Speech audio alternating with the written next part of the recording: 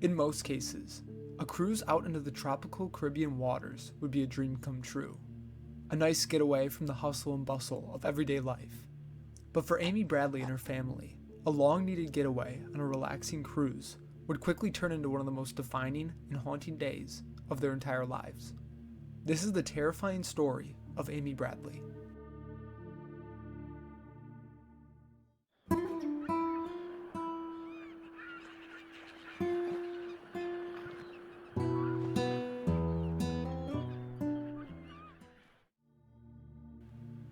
Amy Bradley was born on May 12, 1974, in Petersburg, Virginia.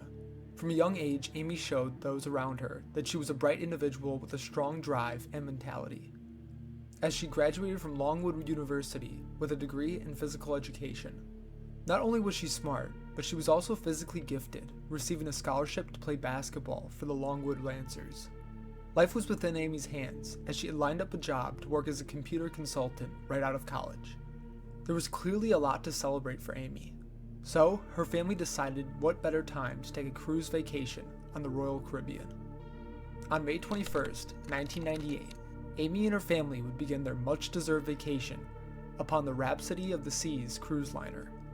The trip immediately turned out to be as much fun as they had imagined, as the family spent the first few days relaxing and enjoying the tropical atmosphere. On the third night of the vacation, Amy and her brother Brad went to a Mardi Gras nightclub together, where they drank and danced with many others. According to Brad, they also had the opportunity to drink and dance with the cruise ship's band, Blue Orchid. One of the band members, named Alistair Douglas, took a liking to Amy, and were even photographed dancing together that night. Brad eventually decided it was time to turn in for the night, and at 3:35 a.m., he returned to his cabin that he shared with Amy. It wasn't long before Amy followed, and the two went to bed for the night. At around 5 a.m., Amy's father reported checking in on the two siblings, and said that Amy was asleep in the lounge chair of the balcony of the cabin. However, shortly after this, Amy disappeared from the cabin, along with her cigarettes and lighter. Amy's father immediately thought that this was a strange occurrence, as Amy was known for being very communicative and wouldn't simply vanish away from the family without first saying something. He searched around the immediate area, but with little knowledge on the ship's layout, it proved to be a difficult task.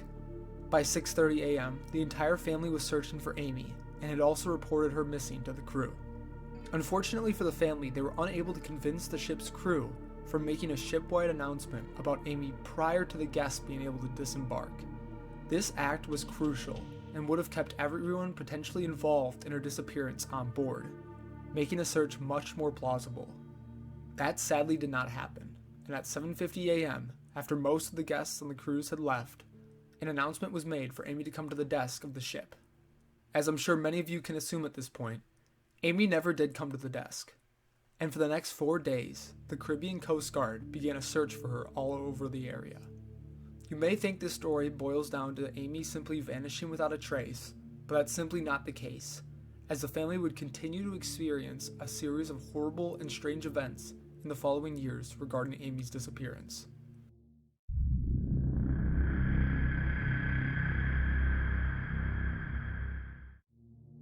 Five months later, an unnamed individual claimed to authorities that he saw Amy on a beach in Curacao, Curacao being the same island the ship eventually docked in when Amy disappeared. According to this individual, he noticed that Amy was attempting to get his attention and seemed to want his help.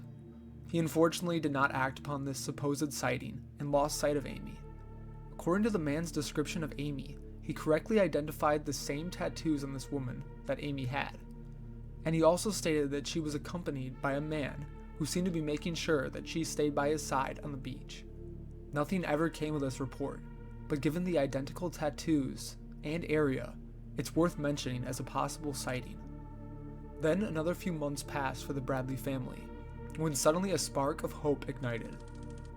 In the fall of 1999, roughly 6 months after Amy's disappearance, her family would receive an email from a Navy SEAL soldier named Frank Jones. Frank informed the family that he had a team of soldiers that could likely rescue Amy. According to Frank, Amy was currently being held in a Colombian complex that was heavily fortified. Frank also gave the parents an accurate description of Amy, as well as said that he had heard Amy hum a lullaby, the same lullaby her parents used to sing her when she was a child. Over the next few months, Amy's parents would keep in contact with Frank Jones over email. Frank would update the family on the process of rescuing their daughter and provided them with reports of supposed sightings of Amy. After some time, Frank made the unfortunate report that his team was going to require some more funds if they wanted to safely rescue Amy. So not thinking twice about it, and just wanting to see their daughter safe once again, the couple sent Frank $210,000. Frank assured them that he would call the family once the operation had finished and their daughter was safe. So the family flew down to Florida to meet up with Amy once she had arrived, and then awaited the call. The family would spend the next few hours awaiting Frank Jones's call. Then they realized that his call would never come. Frank Jones was a fraud. While Jones was a Navy SEAL with men under his command, he had never seen Amy and was assigning his men to surveil ordinary homes. It turns out Frank even faked some of the pictures he had sent to the family, as he was acquainted with a woman who looked nearly identical to Amy. Once caught, Frank was sentenced to 5 years in prison. This was an absolutely devastating loss for the family, which had so much hope riding on Frank's honesty.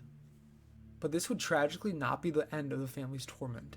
7 years after Amy's disappearance, her family would receive an anonymous email that contained a few photos. The pictures displayed a woman who looked eerily similar to their daughter. After sending the photos to a forensic investigator, they agreed that the pictures perfectly matched Amy. In the email, the photos labeled the woman as being named Jazz, but it's highly possible that despite the different names, this could be Amy being held against her will somewhere in the world. In March of 2010, authorities would legally declare Amy as deceased, but her family continues to cling on to hope that she is somewhere out there. A popular theory began to spring up that Amy must have fallen off the cruise ship and drowned in the ocean, which has some validity to it, as Amy had been drinking the night prior and easily could have lost her footing on the balcony. There was also the discovery of a human jawbone that washed up on the Aruba shoreline, an island that is not too far away from Amy's disappearance. This discovery would reignite the theory that Amy must have fallen victim to the waves of the Atlantic Ocean. Strangely enough, no DNA testing was ever done on the bone, leaving many to theorize it was Amy's. But even then, Amy was known by her family for being a strong swimmer, and rescue helicopters never found any evidence within the ocean.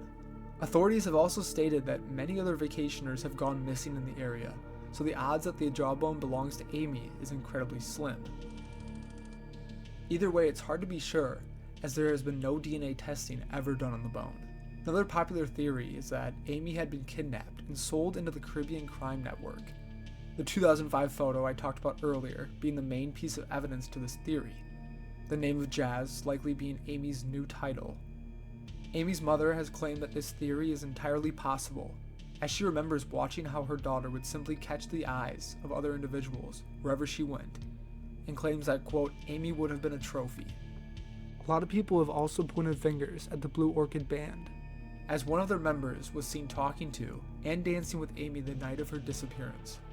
The family has also drawn attention to a suspicious waiter on board the ship that reportedly desperately wanted some alone time with Amy, going as far to write her a note asking for her to join him in having some drinks once they reached the shore, this interaction occurring right before her disappearance. None of these leads have led to any concrete evidence, so it's hard to say if any of these individuals had anything to do with Amy's disappearance. To this very day, the FBI is offering $25,000 for any information that could potentially lead to the discovery of Amy Bradley. 25 years later, we still have no idea what happened that night on the Rhapsody of the Seas cruise ship. Amy Bradley remains one of the largest unsolved mysteries to this very day, and is a prime example of someone who was taken from her loved ones far too soon. Amy had a bright and aspiring future that had to be put on hold, and hopefully one day we can either locate or find out what happened to Amy Bradley. Thank you for watching.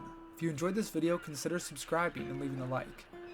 The support for this channel has been great recently, and I can't thank all of you enough. Have a great day.